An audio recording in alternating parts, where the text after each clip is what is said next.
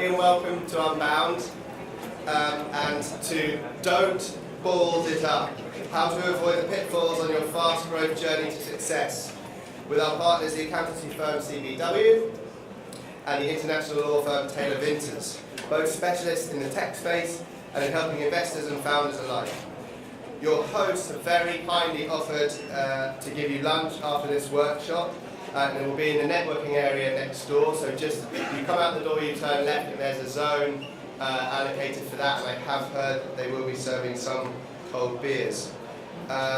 Please make sure you bring the flyer on your chairs with you if you want to get in to the lunch, which starts at about 12. And also one more thing is that we're going to be using Slido during the workshop, so please do all interact with that Slido. So without further ado, I'd like to hand you over to Chairman Adam Bradley, who's a partner at Taylor Vinters. Well, thanks very much, Mark, and welcome everyone. The prospect of a beer in an hour and a minute's time since we're here already, it's pretty hot in here. Welcome to all of you again to this event for those of you who were here last year. It was a great event last year, hopefully the same again this year. It's supposed to be an interactive session, so please put your questions in through the app. They will be told appear as we're going through to make it more interactive, so it's certainly not me nor the other guys talking at you for an hour, which I'm sure is what you all want. If you've got any questions, this is your forum.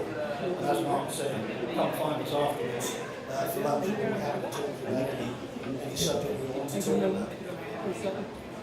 So I'm Adam Bradley, I'm a partner at Taylor Vinters, head of the corporate team.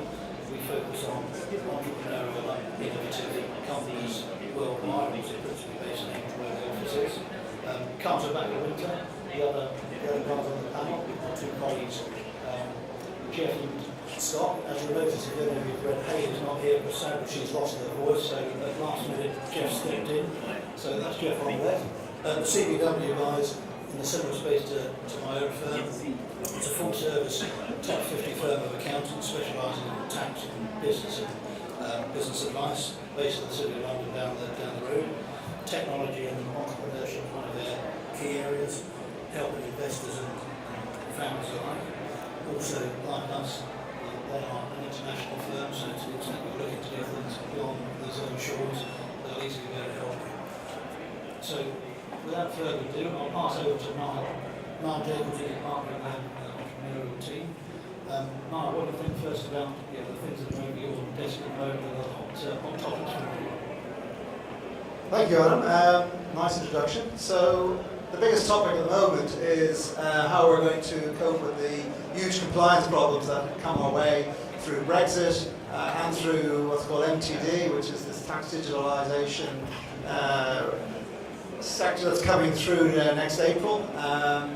That's going to affect everyone, and trying to match that with the growth potential that we see with our existing client base. And CBW, we've set up a team dedicated just to service these needs. That's what we do day in and day out. We work with founders and investors alike, and we have a dedicated team. And we try and resolve the obvious dilemmas that we face on behalf of our clients. So, for example, growth shares. So, for example, how do we make sure that they comply with the latest tax legislation? And Tom here will certainly be able to chat through any questions that you may have on that.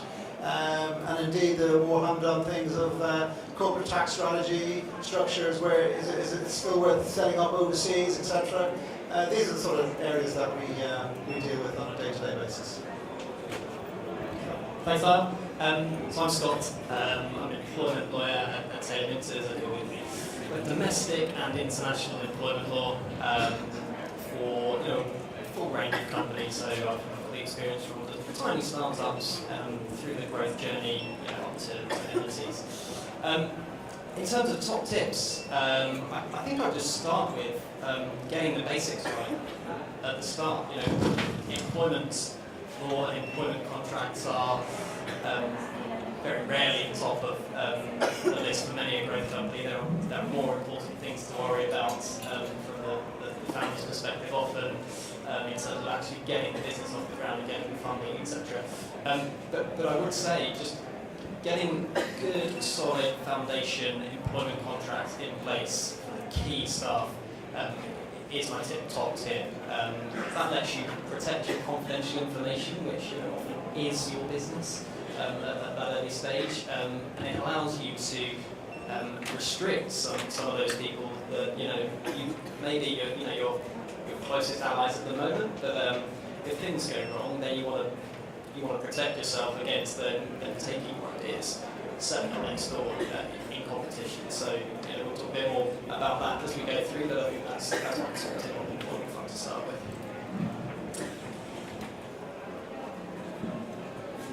Cool. Excellent. Good morning, everyone. My name is Tom Adcock. I am the head of tax and tax partner of CBW. My role is on a team of people to deliver UK tax advice to everybody from everywhere, both individuals, corporates, helping our clients and other people expand into other marketplaces and to come into the UK where they're established elsewhere. We're joined here today also out in the crowd by people who are from our firms and also those from our international network at DFK. We've got some friends here from Ireland who I spent last week in Munich at our international tax conference where I'm the UK tax representative on the International Tax Committee, which is a long way of saying I sit in a very boring meeting talking about tax. Right, so what do we do, how do we help you, and what sort of fundamental problems do we see from people expanding out into the wider European community and beyond? Broadly speaking, not getting advice early enough. The issues, especially in something like VAT, you can cause yourself problems by following your commercial drivers and not really taking due care and attention over say, French VAT system, which is worth having a quick chat with your advisor about first. I noticed there's a question on here, but I'm also aware that I might probably also introduce my fellow TV member first and crack on with the questions. Hi everyone, I'm Jeff Randall, I'm an associate in the growth team at Taylor Vinters. We're a pretty new team, but essentially what we do is we advise and assist growth companies, so technology companies with the capability and potential to expand and scale up quickly. Within that, it's got a broad range, so I assist with funding rounds, I assist with commercial contracts, and I assist with share options. So there are kind of the three broad strokes. Probably the most important thing when we're starting a company, from our perspective, is getting a good handle on your IP and actually having a solid paper trail to show that the company owns the IP that it needs and that it needs to grow the business. A good example of that is something that's kicking off a little bit with one of my clients at the moment. It's a new client, came to us for funding round advice, and as part of the due diligence process, discovered that there was an old third co-founder who actually has created most of the basis of what they do, say for video games, educational video games. And it's all based in a cornerstone on the old third co-founder. Now, no one has entered into any IP assignments, which essentially is just a really short one-page document that's really easy to do. And if you do it when everyone is happy and friendly at the start, it's just a signature and it's done. My heart sank straight away because what it means is we're going to either have to do some warranties and indemnities under the investment agreement, which would be quite risky because she has a reasonably strong IP claim, or we actually have to negotiate a price for her to sign the IP assignment. So the founders, the companies that have just getting her to do it for free are now going to have to spend thousands to get her there. So always make sure the simple IP assignment, get the paper trail sorted. Well, thanks very much for those initial thoughts, and obviously Jeff stepping in at the end. That's why you're on the panel. I'm chairing this year. That's a far better than mine last year. So thank you for it. Thanks also for the first question, which has appeared on your screen. We'll come back to those in a minute. I'm told these are going to be ranked in order of what you really want to hear, as there's going to be limited time at the end. But one of the first questions sort of put to us in advance of the session is from Betty Bonardell, the CEO and founder of AB5 Consulting, who may or may not be in the room, but if you are, welcome. So the question is, my project requires £5 million of funding. What types of funding are available to me? And perhaps Niall, I'll start with you again, I won't every time, but I'll start with you. And perhaps you can also give us some thoughts about how you might have some experiences where sort of further funding goes wrong for various reasons. So over to you. Thank you, Adam. £5 million is a nice round of money. That's I think would be a starter pack for most companies wanting to break the mold. The first thing to say is it's probably, if not only, available from private equity funds. To get to that level, you probably need a friend and family round first to get you started, to prove the model, because a private equity house will not want to invest in a company that hasn't proven its business model. So either you get enough money beforehand, normally £1 million or so would probably do it, and then go for your £5 million round. Yeah, as Adam said, actually, there's an interesting event that happened actually in the papers last week. A company called FanDuel, which is was a unicorn up until a month ago, a Scottish company that was just been bought out by Paddy Power Betfair. And the lesson there, although I have to say it's a very difficult lesson, is that the company was forced to raise $350 million in its last round, which is in the gambling arena. And Paddy Power Betfair moved in to support that round when the shareholders couldn't support it. And what actually happened is they bought the company offering a price that was below the value that the founders actually had invested themselves over the last 4 or 5 years. What that meant was all the shareholders, under this called drag and tag rule, which meant they were forced to sell at a price below the price they bought at, were forced to sell the shares. They now end up with no shares in the growth opportunity that is now available to the shareholders. So yes, drag and tag is important, which is a very particular rule that probably every company has nowadays. But the risk is, if you are looking for money at the wrong time, you will end up losing, could end up losing all your shares, as this event has actually shown. So yeah, the bottom line is private equity houses, which are quite prevalent, are there to help you, but beware, they will ask very onerous conditions for their money, for sure. Thanks for that, Jeff. Perhaps you're the end. Perhaps you can clarify for the audience what exactly drag and tag is within the scope of these documents, or bring along and come on, as some call it, Queen. Yeah, no, of course. So your basic drag provisions in your article is essentially there's a threshold set, usually 75%. And what it means is that if 75% of your shareholders want to sell their shares to a potential purchaser, they have the ability to drag the other 25% or however long it may be into that sale. So it's quite, I guess it can be quite punitive on the minority shareholders. Conversely, you have the tag rights, which they're more favourable, they're kind of working opposite to the drag. So the tag rights are where you have, again, a set percentage, normally lower percentage. If it's say 50% is quite common. If 50% of shareholders want to sell to a potential purchaser, the other 50% can force the tag along and essentially make the proposed purchaser also buy their shares at a lower price, or if not the same price. So that would fit favourably. You'll see tag along rights called different things potentially. Sometimes it's called mandatory sales, sometimes it's called tag, there's co-sale rights. They essentially all work out roughly the same. But as Mel said, they will be in every set of articles. And it can't be private equity houses, but it's angels as well. Angels are traditionally a lot friendlier, but they will still want you basic drag and tag, which is kind of a standard almost.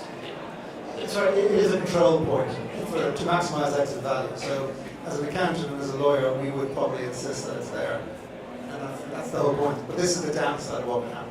And it's also, even if you're not talking straight equity, if you don't have investors, if you have a small founder group, maybe you have a majority founder who's a majority shareholder, it's also really beneficial for them to have the drag and tag. Maybe not so much the tag, but it's beneficial for them to have the drag in case there's ever a deadlock as to when to sell the companies. Another issue, of course, that you see in companies all the time are different rankings of shares, the so-called waterfall as to who's going to get what out on an exit or otherwise. Tom, do you want to talk about that? Yeah, I guess this leads into the first question that's come up on the board. We've got these. One of the best ways of structuring a company to achieve a structure whereby control is retained by those that have founded the business, who are the driving force behind that business, but also to encourage investors to come in, is to use their separate shares, share classes. Alphabet shares, if those involve taxable them, but ordinary A, ordinary B shares, funny shares, clever shares, growth shares, which is spoken about by Niall earlier. They're great tools, because what you can do is you can set the rights of those shares, and they can be different to each other. So you can say that you're offering shares to EIS investors, those people who are happy to give you their money because they're getting a massive tax kicker on the back end of this. You can say to them, okay, you can buy B shares, but they've got limited rights, so they may not have the same level of votes, they may not have the same rights to dividends, so on and so forth come from the company, which is good. On the other side, you can maintain control as a Series A investor, as a founder investor, by using the class of shares, the rights behind those shares. So even perhaps you look at it from an equity pool point of view, you say, well, I've only got 20% of the shares, but those 20% of those shares give you absolute control over the direction of that business. And there are some good things that can be done. Now, what the question here really talks about is share schemes. Share schemes are there are two different types of share schemes. There are approved and unapproved. Approved schemes are approved by Extra Revenue and Customs as attracting certain tax breaks. Unapproved schemes are those that are operating outside of that framework, usually used by big business because they won't qualify for the tax breaks that are available to the approved schemes. But an approved scheme, by what's called the Employee Management Incentive Scheme, in mind, what's going too long about this, is incredibly beneficial to employees. Those options carry great value to those that hold them if the business reaches certain targets, depending on how those options are crafted. But they don't mature, they don't become shares, they don't become anything that influence the direction of the business until those share options are exercised. So they have no material value, frankly, until they're exercised from a control point of view. So you can set great conditions so that when the employee who's got these options has achieved all their great targets, the business is in such a place where actually rewarding them with shares in return for some cash, usually from them, is the right approach. And actually you're pretty happy to share in that because they've achieved those targets. And I think it's worth saying as well that HMRC has really recently released some stats on employee share option schemes. And I think I recall that the average gain per employee that's actually exercising their shares in the last year or so is £85,000. So that just goes to your point, as an employee receiving those benefits, or as a founder, it's something that is no guarantee. It's no guarantee of any income. If the company falls flat, then you've got nothing out of it. But as a company, it's a great way to incentivise, because everyone's got a bit of skin in the game, right? And if that incentivises everyone to pull together, it's inevitably good news for your company. And at the end of the day, if they can exercise it and make a chunk of cash out of it, I think everyone will win. Absolutely, and the thing I ought to mention, those benefits under an approved scheme turn that £85,000 gain into a capital gain, not income tax. And that changes the rate, for those who don't know, from potentially 47% tax down to 20 or not 10%. That's a huge change. Equally with the capital gain, you only pay that tax when you sell it. It's not paid at the time you receive them, whereas under an unapproved option scheme, you pay that income tax up front. It's called a dry tax charge, you've got to find the money, which is probably not that easy for someone who's working in a sort of start-up or second phase tech business to find, say, £50,000 worth of cash out of their pocket to pay some tax bills on shares they may not be able to sell to the open marketplace. I'll just add that stock options, and one of the questions that I've been asked here as well, aligns the interest of the company with the employees. So it's a win-win. And what companies can do with stock options is instead of awarding bonuses, instead of competing with the Facebooks of this world perhaps, they can issue stock options which, as has been explained, may well be very valuable. And they have, therefore, they have huge advantages in making sure that the growth is shared by all. So I would think that stock options are the way to go for companies. And I'd add to that, actually, a question I get asked quite often I mean, it's not really strictly a legal question, but early stage companies often don't have the cash to offer, really great benefit schemes and high salaries and these sorts of things to attract the best talent. But they need to attract that talent to grow. And share options are a great way to do that because, as the guys have said, initial outlay is not there, but it aligns the interest, it generates the incentive, so something definitely worth thinking about. The other thing to note is that, these aren't uncommon, like what we're talking about, EMI options, they are pretty much in most of the companies that I act for, so we put in place at Taylor Vinters probably about 60 to 70 schemes a year. Some. Similar, yeah. And everyone has them, and what that means is that investors, when you have a discussion about option, investors will want you to have one, they'll want employees to be aligned, they'll want the company to grow. It's not going to be a sticking point. In terms of percentages, investors are happy to go anywhere between kind of like 10 to 15% of your fully diluted share capital aside for share options. So it's an easy win for everyone, it's an easy thing to get past your investors. And most term sheets that you have an option for built into it already. And finally, no cash needs to change hands up front. So when you grant options to an employee, they don't have to pay for them. Yeah, it's a great, this incentive is fantastic. Because you're saying to the guy or girl, you're saying, listen, we want you to work for our business, but we want you to share in its growth. So here are some options to acquire some shares at a later stage in that business based on various conditions. And it is a really, really valuable tool. Yeah, I think one of the last things I want to say on this actually is that I advise founders is that they say, how many options should I award my employees? And the danger is, at the beginning of the company, they tend to award too many options to staff that won't be key in the growth stage of the company. So if you look at a typical company, you find that the key staff come on maybe 2 years after the event.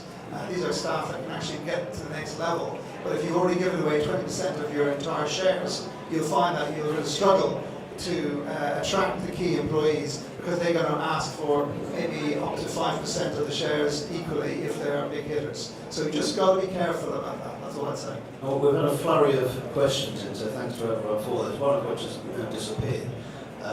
Was it along the lines of how do you recruit and retain the best staff? There's a number of other questions related to that, but just to the panel generally in the context of good and bad legal provisions. So a bit like buying a house on this, that you've got to think about can you actually sell it in due course? What happens if things go wrong? And of course, as a founder group, you can be on either side of that line, looking to exit someone else, formerly one of your friends possibly, or being that person. So it's not an easy situation. So some thoughts, please. Absolutely, and I think the question that came up also had an international flavour in terms of recruiting and retaining staff when hiring internationally. A superb question and really a minefield for a company that's just venturing into a new market for the first time. And I think my advice really would be to really do your homework before taking that jump. Make sure you're doing it at the right time, don't do it too early. And take some time to understand the landscape in whatever country you're going into from a legal perspective, obviously on the employment law front, tax, immigration, and it's really worth the investment in doing that up front.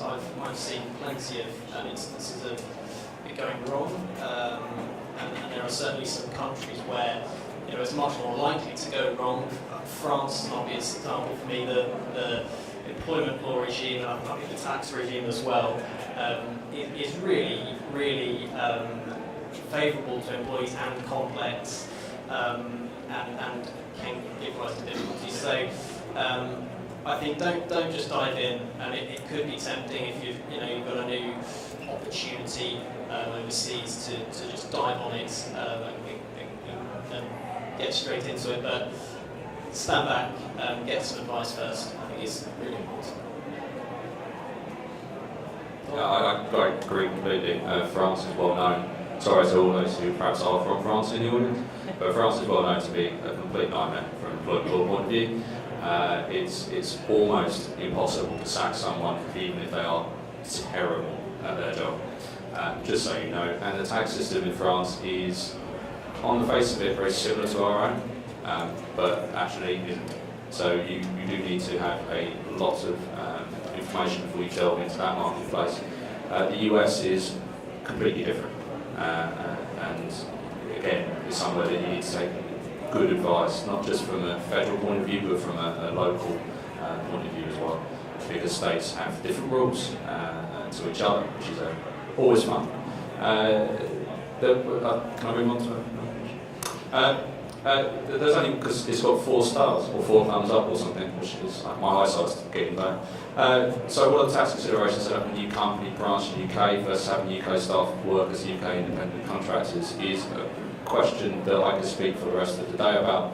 But broadly speaking, the difference I think we're looking at here is whether or not you want to argue over what's called permanent establishment, and whether or not you want to have employees, which come with all the issues that employees come with, or self-employed contractors where you have little or no control over their day-to-day.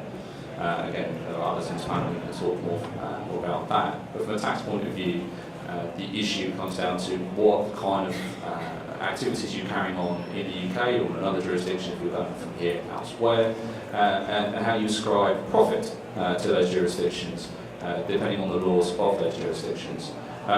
Very, very quickly, just to let you know, last week I was in this conference in Munich and I was listening to this guy from the German federal government talk about permanent establishment, which is where you have a business in a different jurisdiction which isn't inside a vehicle like a company. Okay? In Germany, in order to have a permanent establishment, a business that has profit, you need to have people there. So I said to him, that's very interesting. So if no people, there's no profit, there's no tax. He said, that's fine. I said, what if BMW set up a plant outside London, which is fully mechanical, right? Just robots everywhere. The only person who works there is the receptionist.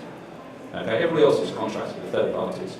Are you saying that BMW would not be taxed in the UK on the profits that they derive from that business? He said, no. I said, I can tell you nothing, that the UK Asian American customer would have a very different view to you guys in Germany.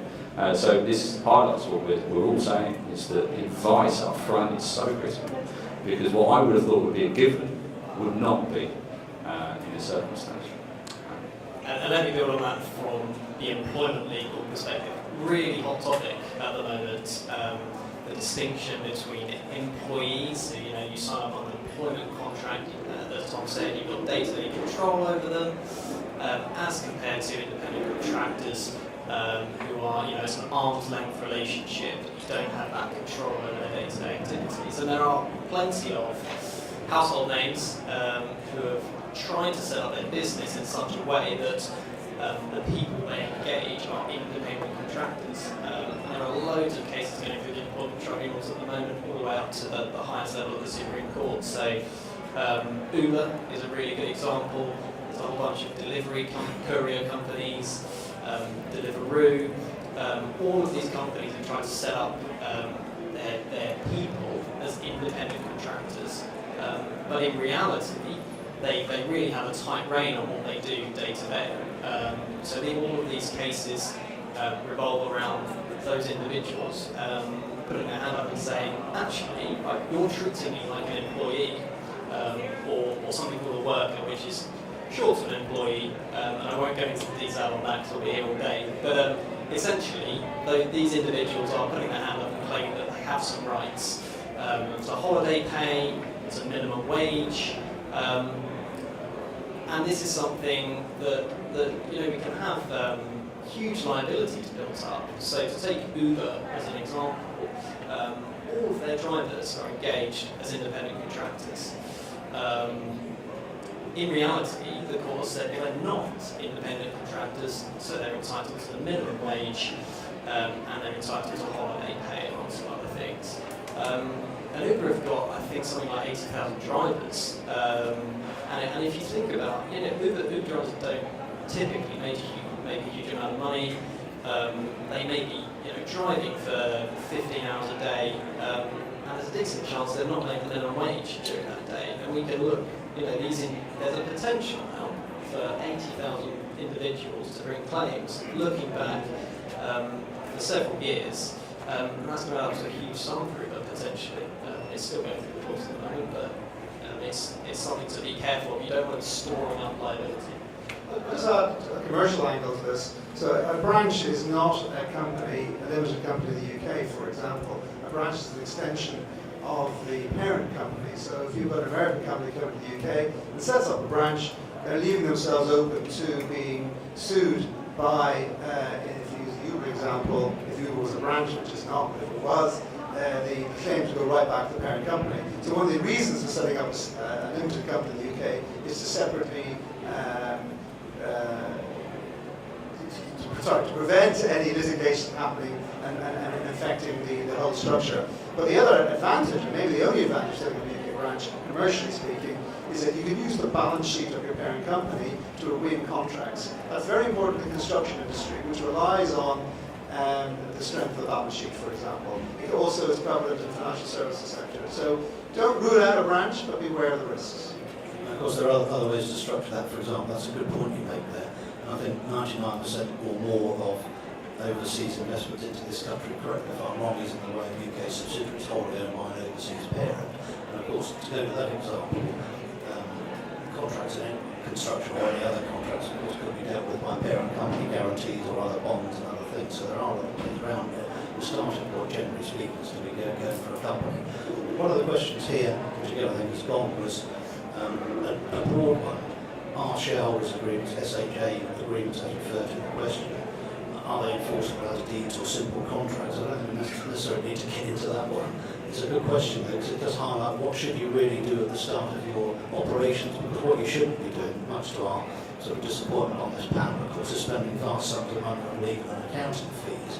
Clearly there's no point to that. You should be spending it on the business, getting good people in to do that business. However, there is always a however. There is a bare minimum which you need to put in place to safeguard your own interests, and you'd be foolhardy not to do that, but it can be done in an efficient way. So just starting with the lawyers perhaps, what should the bare bones of a startup legal package be, and then the accountants can talk about what you need to do simply on their side. So, as the original question was around shareholders agreements, 100% make sure, especially if it's a group of founders, to have a shareholders agreement in place. It doesn't have to be bells and braces, it doesn't have to be hundreds of pages long. It can be kept quite succinct and it can be done for really good fees. But they're important for a number of reasons. Quite often, although you should always enter into employment contracts as soon as you can get that written down, that's what will undoubtedly testify. More often than not in practice, they're actually not put in place until an investment round comes around. So until then, the shareholders agreement actually helps to regulate the position between founders in terms of confidentiality, in terms of what happens to IP, and crucially in terms of what happens if there's a fallout. So at the start of a company, everyone obviously is feeling really good and got a really close knit family group. But then a startup's journey is quite flexible. You need to, you may start off in one sector and then you find a new sector actually where the product is much more applicable. You want to take it to the company, you want to go in that direction. Maybe not all of your founders want to do that, but that's typically how breaches start to happen. That's sort of founder trust. And it may get to the point where you need to exit a founder, or founders no longer rely on the interests of the business. And if you have provisions in the shareholders agreement, good and legal provisions for reverse vesting of shares and mechanisms in the shareholders agreement that allow you to take back shares, that's a really good, simple way of doing it. We're currently helping a client that does not have any legal provisions or what happens to founders in a shareholders agreement. Is currently trying to exit one of the co-founders who's also got director rights under the shareholders agreement, and they're pretty much at impasse. It's almost impossible for them to get rid of him unless he wants to go. So just shareholders agreement will help with that. I've already touched on IP assignments. Just please get IP assignments in straight away. Just get them done. It's simple. It's a one-pager. It doesn't have to be a huge big document. One page to say the IP for the company, the actual paper trail there. You've got that. You can show that to investors, and that's what we're probably talking more on. Yeah, I mean, I'd absolutely echo everything you said, Jeff. And as a at the starting point, in the very early days, it's probably fine to include those protections in your shareholders agreements. Get IP dealt with. But as soon as your business is progressing, maybe start drawing salary, that's the time to get some proper employment contracts sorted out. really important things from from a commercial perspective is again some of the stuff that Jeff talked about, the IP. So generally speaking, if someone's an IP and they're doing something in the course of their role as an employee, the company owns the IP automatically. But there are some grey areas around the edge, and they can be dealt with in an employment contract to remove any doubts about that. Another one, again, Jeff mentioned it, the confidential information, trade secrets. I mentioned it earlier. That's the heart of your business, along with your IP in most cases. So you need to make sure that someone can't walk off of that. Again, the employment contract is in place to protect yourself there.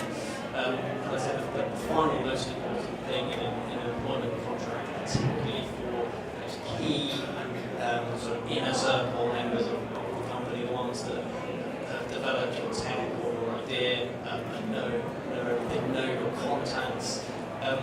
You need to make sure they don't up sticks and leave and just set up a competing business next door. And there are ways you can do that in the employment contract. You can include restrictions.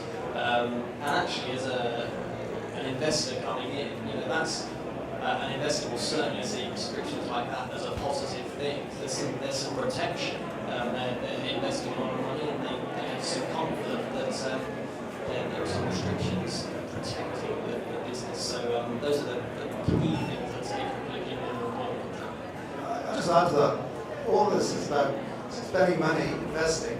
The key denominator here is they absolutely add huge value to your share price whenever you go to exit. Exit is a hard exit, it could be the next round. But the first thing people look at is what are they buying into, what protections have you got?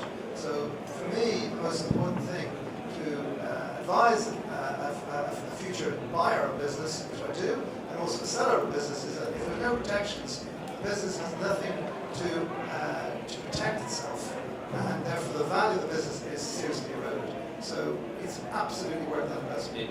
It is, and this is something highlighted by an example. Actually, my fellow partners and I worked on a particular company which looked to raise large amounts of money based on some intellectual property it thought it owned.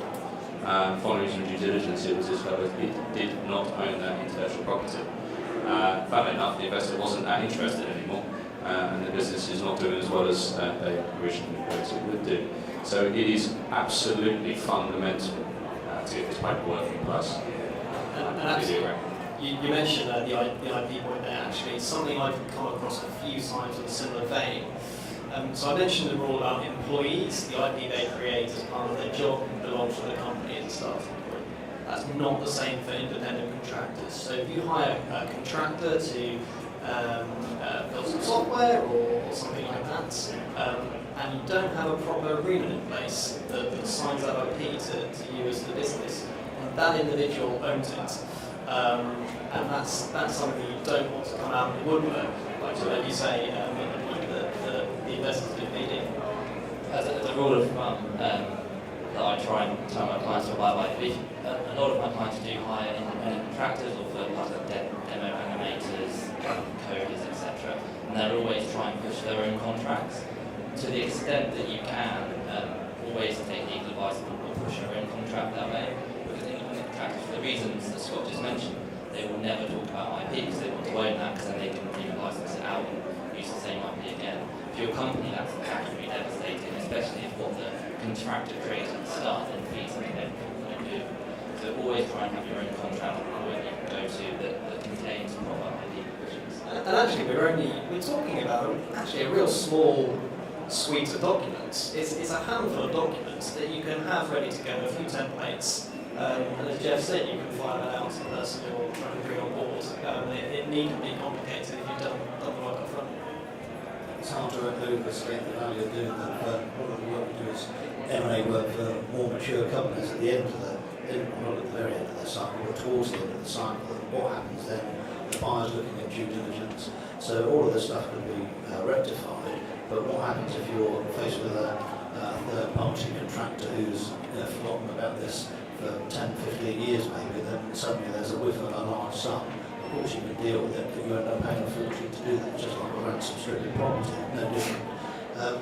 So we've had various questions actually on Brexit and Europe and doing business overseas, which we might come back to in a little while. But the first one, actually, is another good question about bootstrapping the business, following on from the funding discussion generally. So what are your thoughts on angel investors and bootstrapping?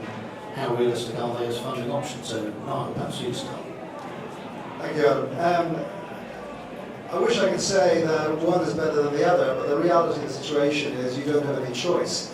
I mean, angel investors, as we've already talked about, is vital. It's basically what friends and family round, but it starts the company up. You won't get any option from a private equity offer, house basically to offer for your shares if the model that your business model you've got is not approved. So angel investing is absolutely essential for that. And the government have realised that and offer huge tax incentives through SEIS and EIS vehicles to allow the investors to invest relatively safely.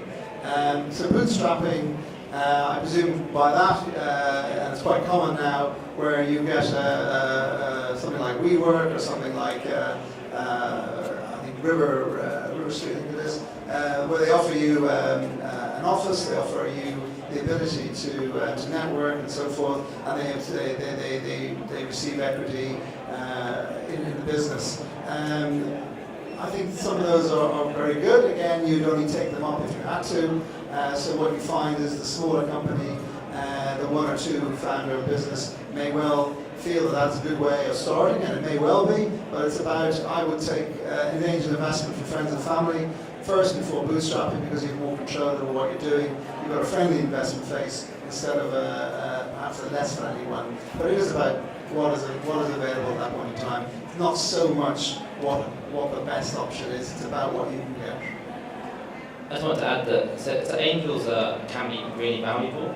They shouldn't be dismissed if anyone is thinking that way. It's like all investment, whether you go for angels or whether you go for private equity, house and VC fund, you have to decide what it is you want from that investment. Do you want just pure capital, because there are companies, there are VCs, there are angels that can give you that, or do you actually want someone that can help the business to grow? There are angels who also, angels in particular, there are private equity houses that do the same. The angels can actually have some really good inside business knowledge, and they have connections that can really open up quite a lot of doors for you. So I'm based in Cambridge for the majority of my time. Cambridge is lucky to have a really vibrant community with lots of people that have exited businesses before who are now investing into companies. That is valuable for the companies and the boards that they insist on, because actually they have the business knowledge and the everything to help. I guess the main thing of angels is that they won't follow on past a certain point. So if you're like the £5 million raise, angels may fund some of that, maybe £500,000 or so, but you will need to go for a private equity house, a private equity investor eventually.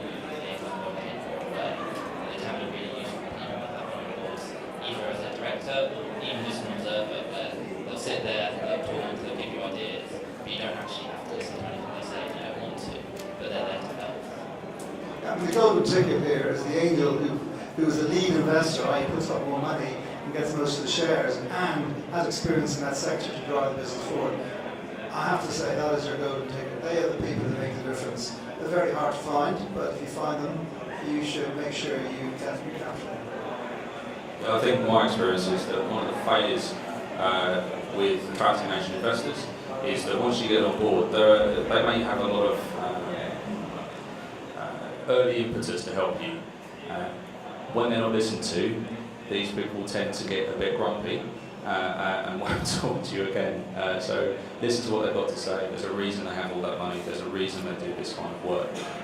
And if you're fortunate to get the golden ticket, then listen to every single word that comes out of their mouths, because it will be very helpful. The other thing to say is you get the other type of Asian investor who couldn't really care less. They just don't want to pay any tax here, so they invest, get their EIS or SEIS relief, and will leave you alone. To some extent, they're also pretty helpful because they leave you to run your business.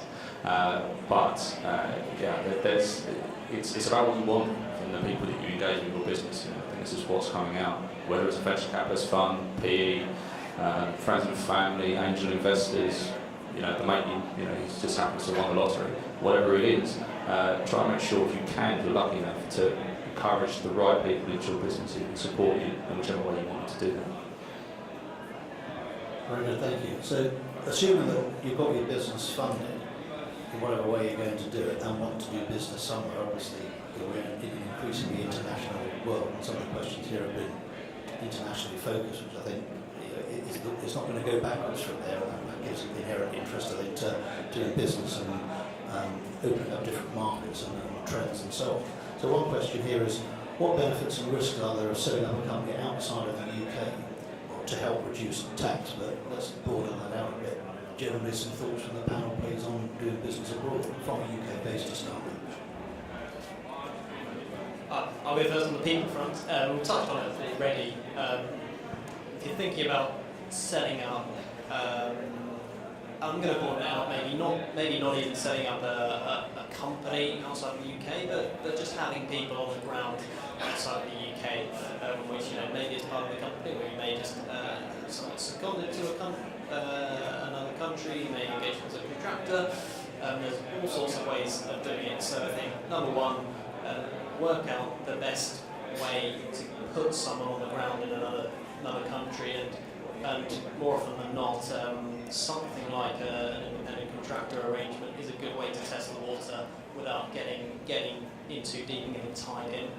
I think tip number two would be just get an understanding of the legal landscape across the board, but from a people perspective, employment and tax. And the key ones, you don't need a huge amount of detail. There's actually quite a lot of stuff available online as a starting point from various law firms around the key employment rights and that sort of thing.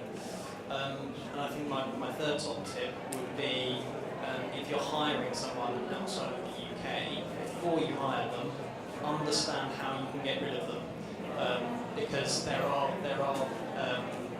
plenty of countries, particularly around Europe, where getting rid of employees is expensive, and regardless of how bad you think they've been performing, unless they've really done something terrible, there are plenty of jurisdictions where you might be looking at parting with a year or two's worth of their salary to get them out, and that's a potentially big cost and a surprise as well.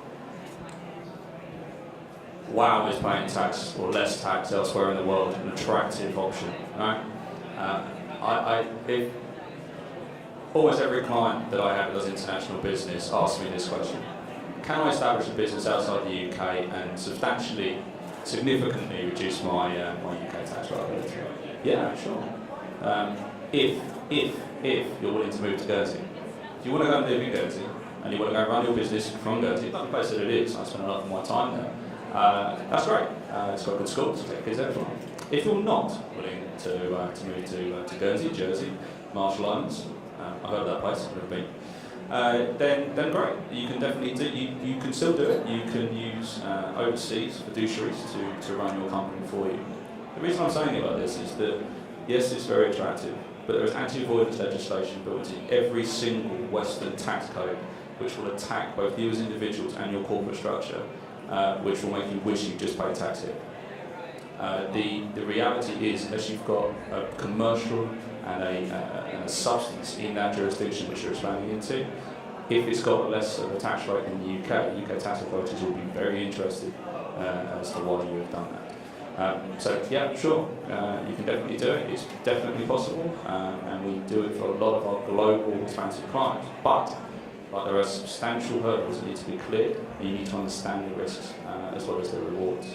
Not to be too negative about these things, because this is my job, but it is very, very complicated. And if I could have a couple of hours, I could explain some of the car crashes that I work on a daily basis that come in front of me. So yeah, you can do it. You can definitely do it. But to expand it, I'll echo everything that said before.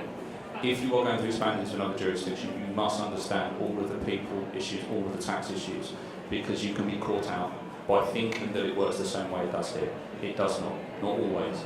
Some countries operate turnover taxes, other countries operate a version of VAT that doesn't work like VAT. You just need to understand the way in which they interpret the rules in that jurisdiction, and then plan to use them within the general framework. I think commercially, it's a good example of what can go wrong with Eve Sleep. Those of you who may know, maybe sleeping on a mattress as we speak. Maybe not as we speak, but certainly tonight. Anyway, the fact is this company's share price went down by 2/3 because it grew into Europe too fast. The founder lost his job, lost a significant amount of shares.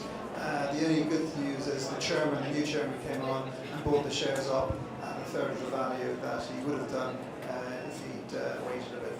If he hadn't waited a bit, I should say. So the point is, if you get European expansion, if you get it wrong, if you find you're too distracted from it, because the costs of going into Europe are significantly high, and you need to be prepared and well financed. So just beware of that. I think eSleep, which is an AIM-listed company, is a great example of what is right and also what can go terribly wrong. Thanks very much. After that negativity from the accountants, on a more positive note, good question asked to us again beforehand. Trade secrets against patents. Which one can a company go for? Tech company go for? Any company actually? Jeff? So the short answer is both. They're not mutually exclusive. You can have patents and you can have trade secrets. Patents are, a registered protection of your invention, as they've been granted, whereas a trade secret is protecting your confidential, secretive information. Now there's a balance to be had when considering your IP strategy and when you go for patents and trade secrets. Obviously, a patent to be awarded the protection, the trade-off is that you have to disclose that invention, or at least the mechanisms behind it, which could, if you're not careful, end up disclosing some of your trade secrets.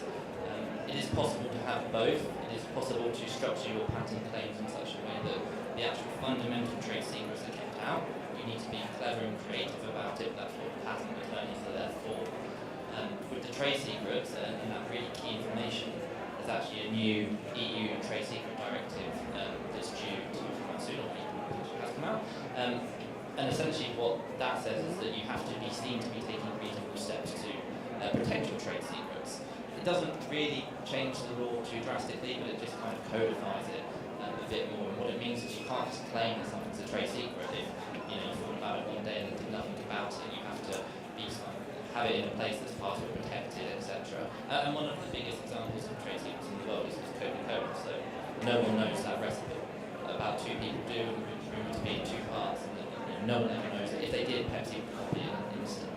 But the trade secret can work very well. You just need to make sure you take steps to protect it. But patents, trademarks, trade secrets, all of that is a wider IP strategy piece. You need to sit down. You need to think about what your IP is. Where is the value? Is it in the invention, or is it actually in the secrets behind the invention? And that should help you decide which one to go for. If not both. One follow-on question to that. Where should you put your IP? In the main trading company or in another group company? Tax-wise, accounting-wise, and law-wise? So just from a law perspective, it's really, you want your IP to be in the place which has the biggest chance of an exit. Investors, acquirers, if a potential acquirer doesn't invest with your team, they will invest because of your IP that you have, be that the IP in your goods or services. So you need to have a think about what's actually commercialised, what is the value. So you could have a company structure, and you may want to have separate subsidiaries for different parts of the business, and you can sell those subsidiaries on, you can hive them off, you call it a hive off, just cut them off and sell on to the subsidiary. If that's your plan, then the IP needs to be in that subsidiary, either by an exclusive license or just fully owned. From a tax point of view, it's highly attractive to move your IP from a legal framework to a jurisdiction which will attract a lower tax rate. Large global companies can do this. You can move from a legal point of view, you can stick your IP in, I can't remember where Amazon's IP is these days, they bounce it around the globe. Maybe it's in Ireland now, I don't know. But it enables them to pay royalties into that framework, and because they have substance, they have people there, they can do that. Okay, that's perfectly reasonable. Unfortunately, the OECD, which is a collection of countries around the world, have been working for the last 5-7 years on something called base erosion profit shifting, basically moving money around the world in order to lower their tax liabilities. And one of the things that's come out of that is talking about intellectual property where it is. It is now the general principle where the IP is situated where the controlling mind is, and that's the personal people who make this stuff up. Yeah. And so whilst from a legal point of view, you can move into a jurisdiction which has a better framework to protect it. UK is a brilliant place to hold IP for that purposes, as is sometimes the US. But from a tax point of view, it will always remain where it's created. And that could be anywhere, it could be Hong Kong, but from a UK, from a tax point of view, it can be different to its legal status. So just worth bearing in mind. So we are going to save the Brexit question to the very last one. So prior to that, GDPR, which doesn't seem to work because my inbox is still full of spam, so I was hoping that wouldn't happen. Is it too late to do anything about it, and what in reality is going to happen if you still keep sending your clients and contacts a load of stuff? So that's kind of almost a question in two parts, and the reason why to deal with the marketing and why everyone's still getting spam is actually GDPR is not marketing. Marketing comes under the Privacy Marketing Directive, which is coming into force. So that's almost separate now. It has some crossover, which is why you have to kind of consent emails from your GDPR. But what's happening to marketing and e-privacy is still to come in a large way. With the GDPR itself, no, it's not too late, especially not for startups and early stage businesses. GDPR didn't drastically change the landscape. We were already quite good at data protection, but there are some tightening of the screws, is probably the best way to think about it.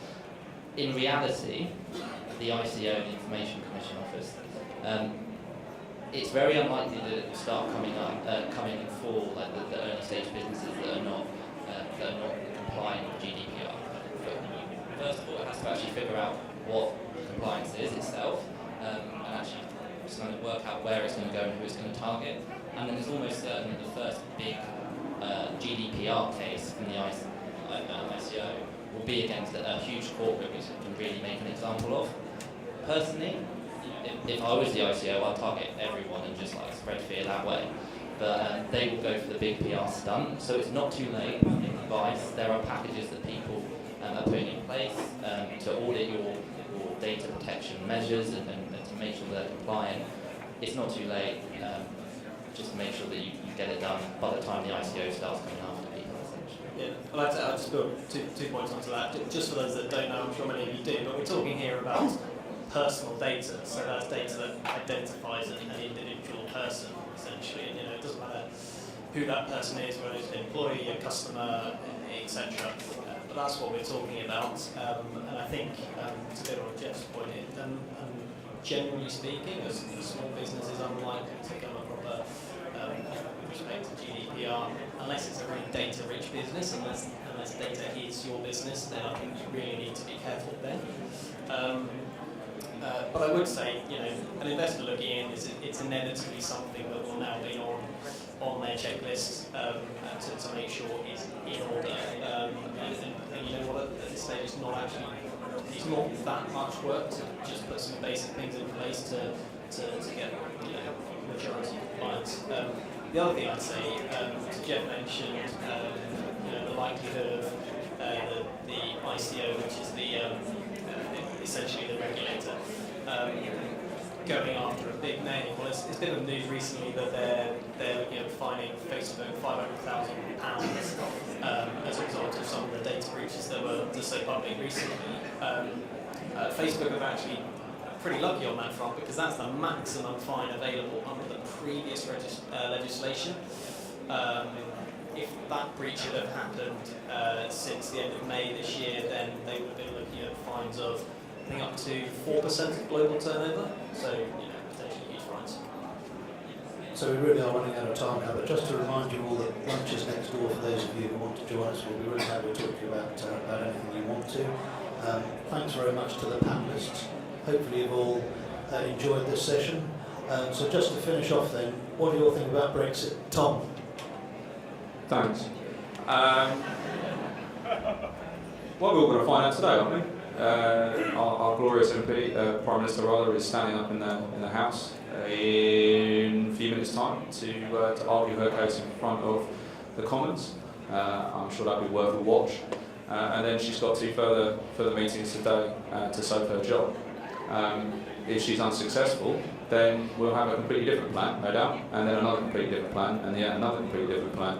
I can tell you from my friends around the world, they see it as just complete chaos. It's nuts.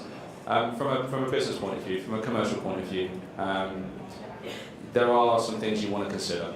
Okay, if you've got a large EU client base, you may want to consider establishing something over in the EU, be it a corporate or a place of business, just to ensure that you can continue to trade over there. But it's probably too early to tell exactly what we're supposed to be doing, but thanks for throwing me at this first. I'd say one thing you definitely can be doing, it's a fairly small area, but if you are a company that relies heavily on employees from the EU coming into the UK, then I think there are some of the very few more certain things around Brexit, or the rules that are going to be applicable to whether or not those people can stay and work here. So I think look into that, do your homework on that, and get some advice and make sure those individuals, if they're important to your business, have the right to remain after Brexit. The one thing that I would say is no one really knows, no one knows what will happen after March the 29th next year, but in today's market, that counts, so investors now don't know what's going to happen.